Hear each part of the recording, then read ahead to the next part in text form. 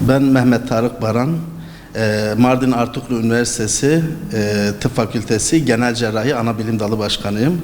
Aynı zamanda yapay zeka ile ilgili olan çalışmalarım sebebiyle yapay zeka ve bilişim sistemleri koordinatörüyüm.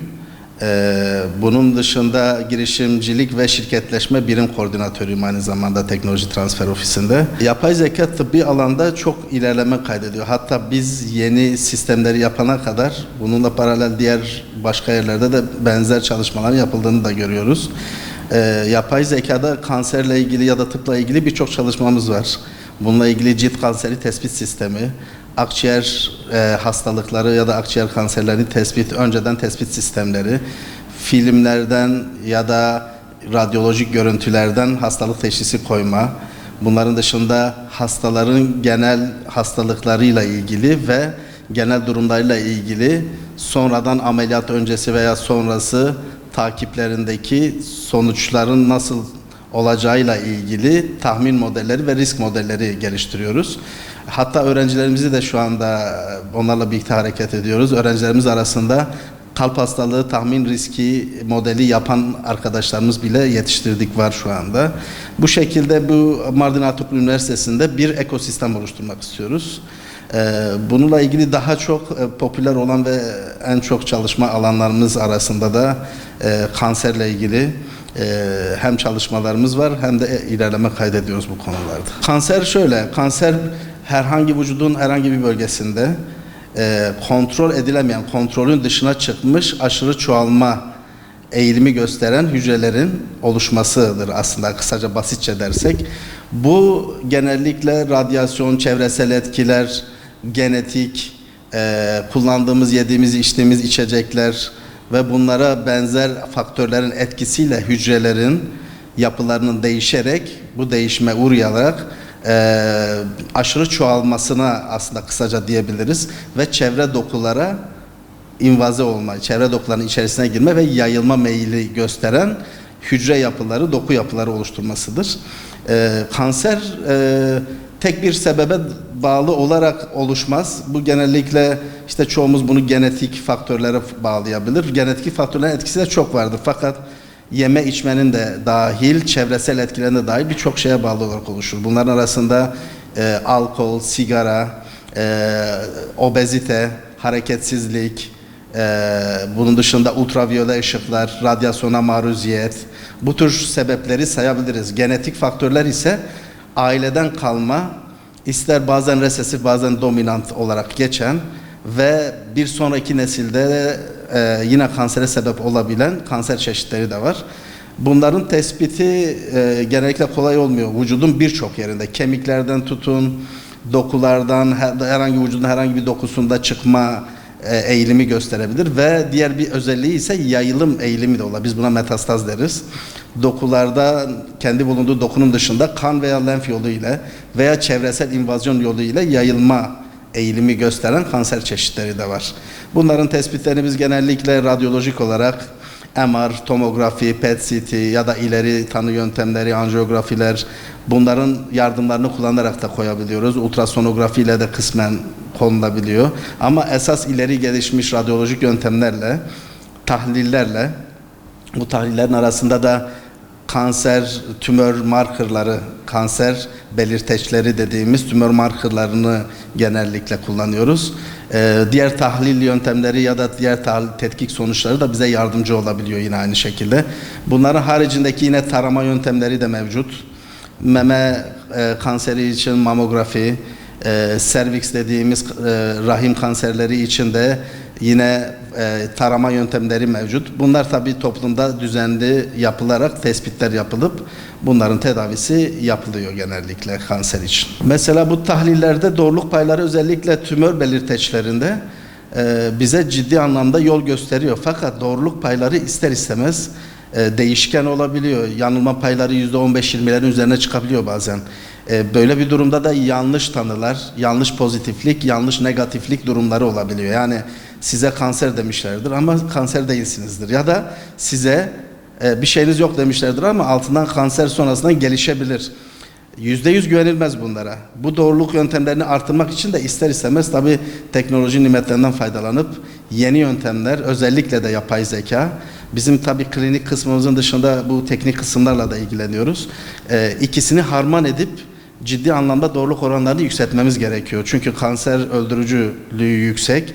Toplumda da çok fazla görülen, artık eskisinden daha fazla görülen, özellikle gıdaların tüketimi, radyasyona maruziyetin artması da sebebiyle fazla görülen bir hastalık olduğu için biz bunlara yardımcı tedaviler, yani tedavi yöntemlerine yardımcı olsun diye yapay zekayı özellikle kullanıyoruz ve bu doğruluk oranlarını ciddi anlamda artırabiliyor. Görüntülemede de yine gözümüzden kaçabiliyor. Örnek vereyim, yayılmasını, evrelemesini yaparken biz, yani acaba bu yayıldı mı, diğer okullara attı mı, ameliyat olabilir mi, yoksa kemoterapi mi alması gerekiyor? Biz bunu evrelemeye göre yaparız. Evreleme sürecinde de bizi yanıltabiliyor yine görüntüleme. Lenf bezlerindeki yayılma %100 net görülemeyebiliyor. Acaba enfeksiyona bağlı mı, lenf bezi büyüdü, yoksa kanserin yayılması sebebiyle mi bu lenf bezleri büyüdü? Bunların tespitini bile artık yapay zeka ile hızlı bir şekilde yapabiliyoruz. Bu bize ciddi anlamda yardım edebiliyor. Tedavi konusunda da yine aynı şekilde. İlaçların üretilmesinden tutun, evrelemenin yapılmasından tutun, tedavinin nasıl süreçte nasıl devam edeceğini bile belirleyebiliyoruz artık yapay zekayla. Bunun dışında bir de hastalığın prognoz dediğimiz hastalığın şiddetinin seyri konusunda da bilgi sahibi ciddi anlamda olabiliyoruz. Bu şekilde de hastalığı daha iyi kontrol altına alıp daha efektif, daha uygulanabilir tedavileri hızlı bir şekilde hastaya vererek hızlı bir şekilde iyileştirebiliyoruz. Cilt kanseri ile ilgili ilk çalışmamızı Japon bir arkadaşımız var Japonya'da, Profesör Takeya diye. Biz kendisiyle birlikte bir proje adı altında farklı cilt lezyonlarını tespit yöntemiyle ilgili konuşmuştuk. Şu anda onunla ilgili proje süreçlerimiz devam ediyor. Ama biz onu yaparken ben aynı zamanda projeyi devam ettirme amaçlı açık kaynak kodlardan görüntüleri alarak, yani bizde internette bazı verileri, özellikle cilt lezyonlarının fotoğraflarını açık kaynaklı olarak bulabiliyoruz. Bunları kullanmakta etik olarak da bir sorun olmadığı için bu verileri alarak birkaç deneme amaçlı model oluşturdum ben. Ve bunların baktım, gördüm ki bunlarda %90'ın üzerinde doğruluk elde edebiliyoruz. Yani cilt kanserini %90'ın üzerindeki bir doğrulukta tespit edip bunları hatta içinde patoloji, tetkik, tahlil, görüntüleme olmadan sadece dışarıdan görüntüsünün fotoğrafını çekerek bunu bizim sistemin içerisine koyarak hatta şöyle söyleyebiliyorum, bizim istatistiksel olarak %98'e yakın doğruluklar elde ettik. Tabii teknolojinin ve kodlama algoritmalarının ilerlemesi suretiyle biz diğer algoritmaları da ekleyince gördük ki biz aslında hata yapılan, yani yapay zekanın %2'lik bize vermediği kısmı bile tespit edebiliyoruz. Ve bu doğruluk oranlarını artırıp daha uygulanabilir halde sunabiliriz, onu gördük.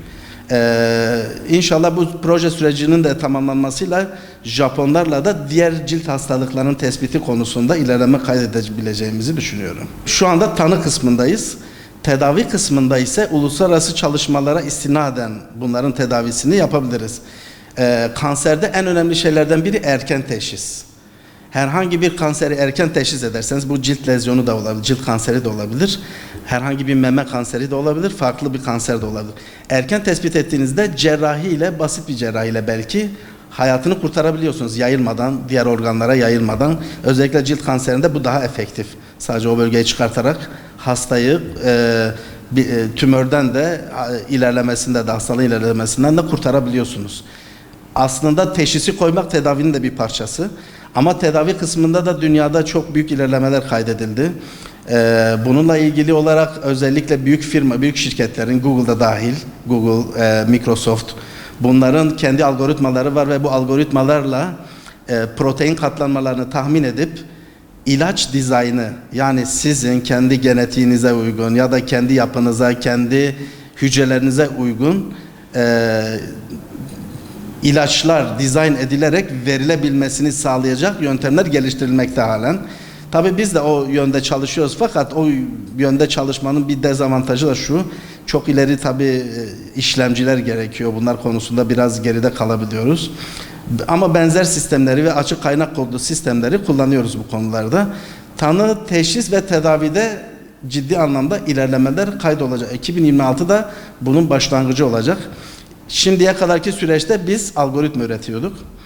Ama artık 2026'yı dünya çapında algoritmaların hayata dökülebildiği, yani özellikle tıp dünyasında uygulanabilirliği, hastalıkların önlenebilirliği, teşhislerinin daha hızlı ve net yapılabildiği, tedavilerinin de yine yüksek doğrulukla ve kişiye has olarak yapılabildiği bir sürece girdiğimizi düşünüyorum ben. O konuda zaten herkes aynı fikirde.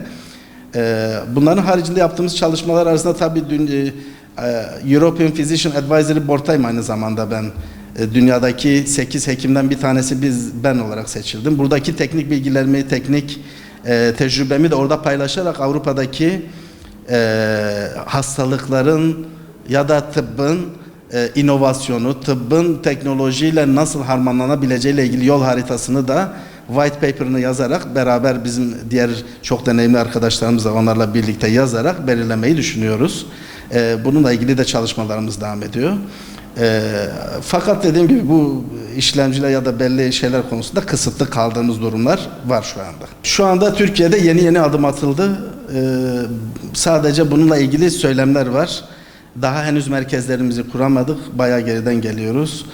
Bununla ilgili TÜBİTAK'ın ve diğer girişim teknokentlerin olduğu yerlerin birleştiği bir platform oluşturulmaya çalışılıyor.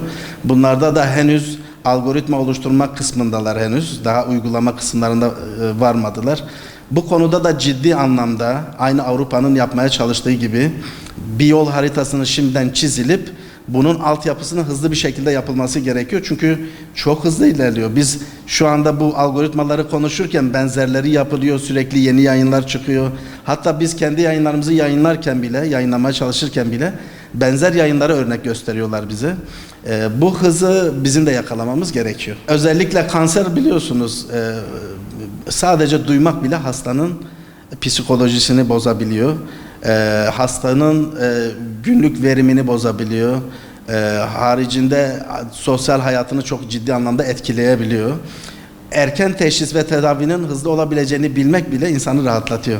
Biz cerrahlar olarak sadece ameliyat kısmında değil, tanı teşhis, erken teşhis kısmında yer alıyoruz. Bunların erken teşhislerini yapma ya da taramaları yapma konusunda da ve bu taramaların yapay zeka ile hızlı tespiti konusunda da yine çalışmalarımız var. Benim yine kendi meme kanseri erken teşhis algoritmalarım var. Yine bunları üretiyoruz. Bunların tabii geliştirilmesi gerekiyor. O yüzden çok bunları şu anda sahaya dökmüyoruz şu anda. Daha da gerçek hayat verileriyle birleştirip bunları yapacağız. Haricinde birçok hastalıkla ilgili, örnek vereyim, tiroidle ilgili çalışmalarımız var, Goiter'la ilgili. Bunların yine erken teşhis, erken tedavisiyle ilgili çalışmalar yapıyoruz. İlginç olan çalışmalarımızda yine bir tanesi bir göğüs hastalıkları doçentimizle birlikte yapıyoruz sonunda. Bunda da pnömoni yani zatüreyi erken tespit yöntemi, erken teşhis edebilecek, görüntülerden erken teşhis edebilecek algoritmalar yazdık. Haricinde yine başka bir arkadaşımızla birlikte tedavi alan bir hastanın kontrole gelip gelmeyeceğini önceden tespit ederek tedavisini nasıl ayarlayabileceğimizle ilgili ön bilgi sahibi olabileceğimiz algoritmalar da geliştiriyoruz şu anda. Tabii bunları şu anda çok ciddi bir ekibimiz olmadığı için, ben tek başıma olduğum için tek başıma yürütüyorum bir kısmını. Fakat öğrencilerimiz de ortak. Şu an öğrencilerimize de yavaş yavaş bu bilgiyi vererek onlarla da bir ekosistem oluşturup gelecekte Mardin Artuklu Üniversitesi olarak bu işin merkezinde en azından yer alabilecek insan ve iş gücü yetiştirmeyi planlıyoruz şimdilik. Burada size göstermek istediğim kendi yazdığım bir algoritmanın içindeki yapay zekanın baktığı kısımlarla ilgili size bahsettiğim mevcut olan bir algoritma, işaretleme algoritması ve yapay zekanın açıklanabilirlik kısmıyla ilgili yaptığımız bir resmi, daha doğrusu oluşturduğumuz bir resmi göstermek istiyorum. Sol tarafta cilt hastalığının kendisini görüyoruz. Bu cilt hastalığını tespit ederken cildin rengine, şekline, bu lezyonların şekline ya da yapısına bakarak normalde bu cildiye de bunların tanısını koyarız. Yapay zeka burada kenardaki boşlukları dikkate alarak yanılmış. Yani biz burada size söylediğim %98'lik doğruluğun dışındaki olan bir şey gösteriyorum. Biz bunu da artık ortaya çıkartıp burada aslında lezyona değil başka bir yere bakarak yanılmış deyip bu lezyondaki buradaki eksikliği düzelterek bunun doğruluk oranlarını daha da yükselteceğiz gelecekte. Bizim de yazdığımız algoritmaları sonrasında diğer arkadaşlarımızla kullanarak belki bunu da çok daha ileride %100 doğruluğa belki uğraşabilecek modeller yapılabilir gelecekte. İlaç üretiminde eskiden proteinin katlanması ya da hücrelerdeki herhangi bir proteinin ya da herhangi bir yapının şeklinin tespiti konusunda biz çok bilgi sahibi değildik. Bunları tahmin edemiyorduk. Şimdi sadece onunla ilgili bilgileri girerek katlanmasını, nasıl katlanabileceğini ve bunların olasılıklarını tespit ederek bunlara en uygun ilaçları ya da molekülleri üretebilecek duruma geldik. Patoloji tanılarını hızlı yapabilen ve bu patolojik tetkik ve görüntüleri aynı anda senkron bir şekilde radyolojik görüntülere entegre edebilen sistemler mevcut. Bunları da tabii robotlara entegre edip bu şekilde direkt sadece tümörün kendisine yönelik gelecekte hızlı bir şekilde ameliyat yapabilecek modeller geliştirilebilir.